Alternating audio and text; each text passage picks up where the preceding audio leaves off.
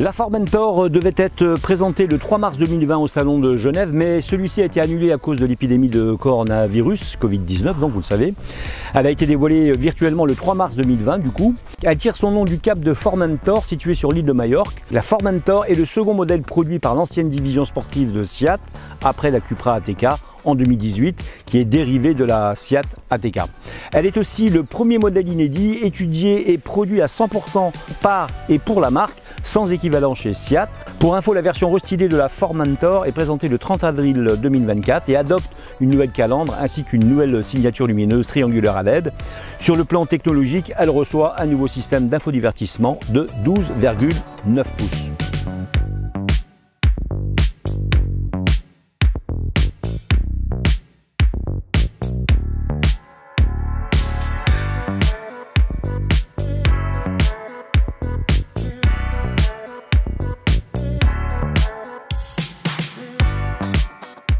Ce matin, on est chez Cupra, distribué par Sodauto chez AutoGM, et c'est pour nous la prise en main du tout nouveau Cupra Formentor en version 1,5 litre ITSI avec, vous l'avez compris, une hybridation légère de 48 volts.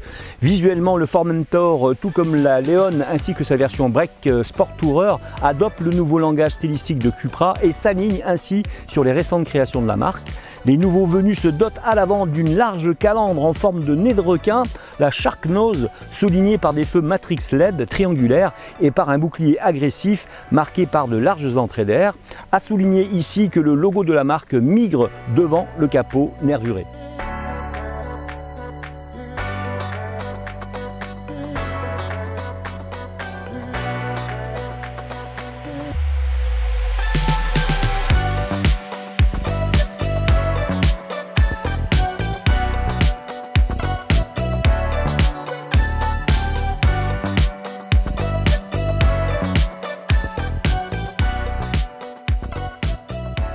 À l'arrière, les feux adoptent là aussi la signature lumineuse sous forme de 3 triangles, alors que le bandeau qui les relie abrite désormais le logo rétro éclairé.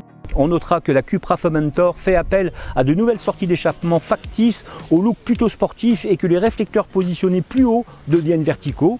Dessinés pour jouer les sportifs, les ingénieurs de la marque ont arrondi les angles tout en conservant certaines lignes acerbes et agressives. La poupe, qui se termine légèrement surélevée, lui donne un côté baroudeur. La proue, elle, s'affirme et sa large calandre officie comme une armure striée qui donne un aspect solide et respectueux à ce véhicule. La voiture est spécialement bien dessinée, loin de certaines abruptes concurrentes trop spatiales aux allures trop stéréotypées.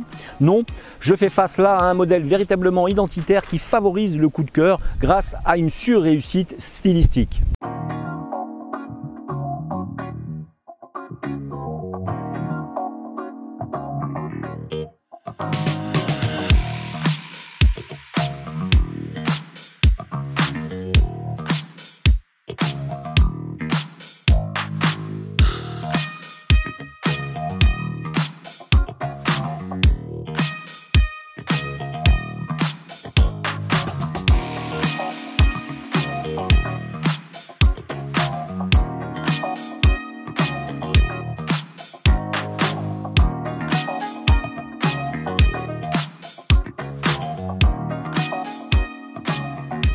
Moins de nouveautés dans l'habitacle avec une planche de bord classique qui fait une large place à l'électronique avec une instrumentation numérique de 10,25 pouces associée à un écran multimédia qui grandit pour l'occasion en passant de 12 à 12,9 pouces. Il intègre la dernière évolution du système multimédia avec une présentation spécifique qui est plus rapide et surtout plus stable. L'ergonomie s'est améliorée avec la possibilité de créer 3 raccourcis vers ses fonctions favorites. Avec 450 litres, le coffre est dans la moyenne du segment. L'habitabilité, justement, on en parlait, eh bien, à l'arrière, elle est plutôt bonne, même si la place centrale est pénalisée par le tunnel de transmission. Le coffre, lui, dispose d'un volume de 450 litres, on l'a vu, mais attention, si vous choisissez l'option audio Schneider que nous avons sur notre véhicule ce matin, celui-ci tombe à 345 litres.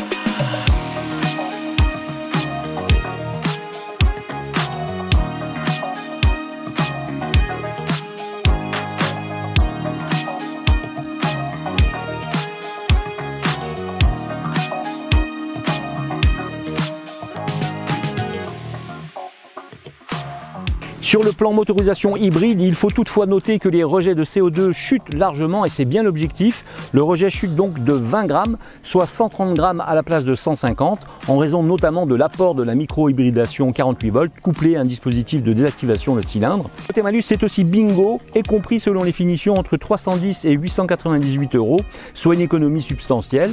Pour l'horlogerie, cette fois, le moteur donc qui est associé obligatoirement à la boîte DSG à 7 rapports liés aux palettes du volant, il est possible d'en tirer la quintessence si vous savez jouer avec celle-ci. La motorisation est plutôt agréable, un peu lente à la réaction à mon goût avec la DSG 7, d'où l'utilisation très active des palettes pour jouer avec les cylindres. Moi j'ai bien aimé le bruit du moteur quand il est bien sollicité, à vous de voir, avec un poids maîtrisé de 1500 kg, on peut s'amuser un peu, soyons justes.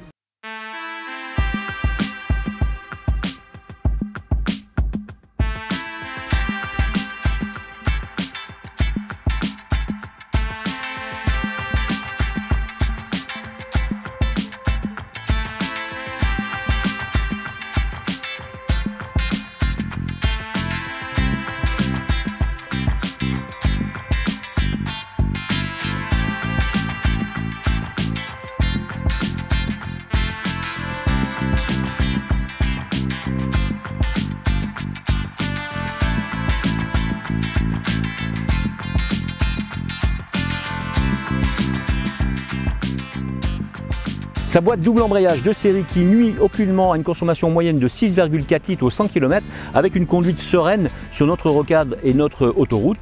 On peut descendre la consommation à 5,5 litres entre nos bourgs sur route secondaire où le fonctionnement sollicite moins le moteur qui désactive alors 2 cylindres et fait jouer l'alterno démarreur 48 volts avec sa petite batterie lithium-ion. Ce Formentor est homologué à 130-139 grammes avec un malus de 310 € en 2024, c'est acceptable et on retrouvera toutes les qualités de fabrication de finition premium du Formentor FEV.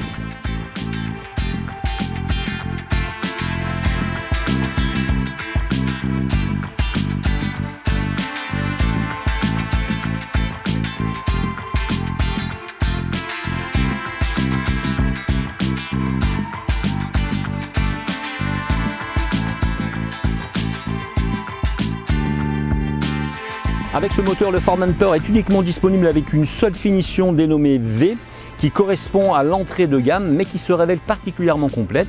Elle se compose des vitres arrière surteintées, de projecteurs full LED, du volant sport chauffant avec commande et palette, les détails intérieurs cuivrés, la banquette arrière abattable, le digital cockpit 10,25 pouces, le système multimédia de 12,9 pouces quant à lui, la recharge par induction, la connectivité Apple CarPlay et Android Auto sans fil bien sûr, le système audio avec 6 HP ou 10 si vous êtes dans la version que nous avons ce matin, le régulateur de vitesse des projecteurs adaptatifs, la détection de fatigue, l'aide au maintien dans la voie, la reconnaissance des panneaux de signalisation, l'aide au stationnement avant et arrière avec caméra de recul, le système de pré-collision, le haillon main libre et l'accès au démarrage sans clé. Comme vous le voyez, les aides à la conduite à la sécurité sont foison.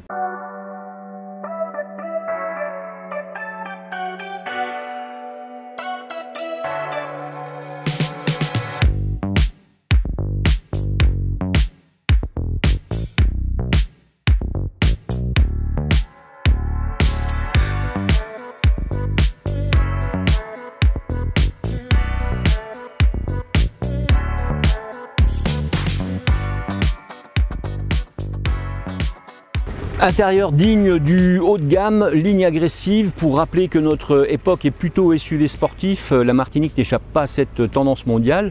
Finalement, la Cupra Formentor a tout pour plaire. Sur nos routes, elle avale l'asphalte goulûment en restant collée à un itinéraire choisi par son pilote et ne bronche pas d'1 centimètre, sauf à rattraper quelques erreurs de placement trop risquées avec les aides à la conduite. Le confort visuel et le confort de tenue de route rappellent les impératifs de la marque ibérique, soit proposer une belle auto agressive, non sans rappeler aussi qu'elle est faite pour accélérer fort, même avec ses 150 chevaux. Bien sûr, je pense ce matin aux 272 chevaux qui vont bientôt arriver en Martinique. Ils sont dans le fond de ma pensée, tant le Cupra Formentor est génétiquement taillé pour envoyer de la cavalerie. À vous de voir et de l'essayer maintenant.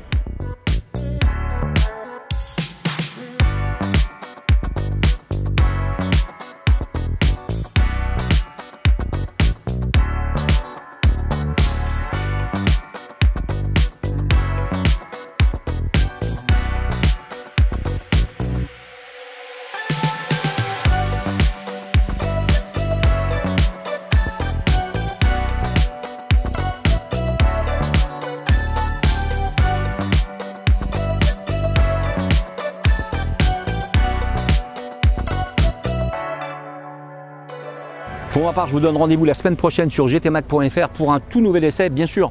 Un essai un peu particulier, vous allez voir, parce que c'est une voiture sans permis qu'on essaye avec un grand plaisir. Il en faut aussi, surtout pour les jeunes dont la rentrée est prochaine, c'est bien sûr au mois de septembre. Donc pourquoi pas une voiture sans permis plutôt qu'un scooter. A très vite donc pour ce nouvel essai semaine prochaine.